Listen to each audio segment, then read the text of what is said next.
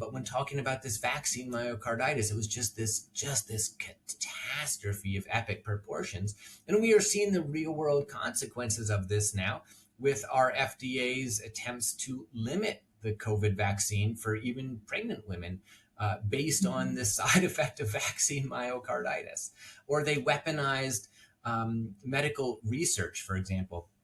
When they didn't want something to be true, they would say, you need to study this in a randomized, double-blind, placebo-controlled trial. So they would say that about all mitigation measures, which is a ridiculous sort of thing to say that everything can be studied in a randomized controlled trial, and you shouldn't do it until it has actually proven itself in a randomized controlled trial.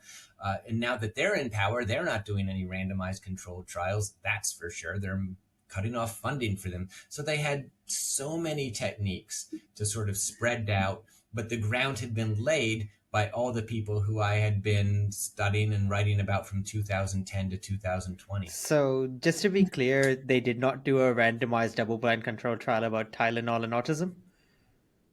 They did not. Okay. I was just wondering where they got that one from. I mean, Yeah. Sorry, Karen.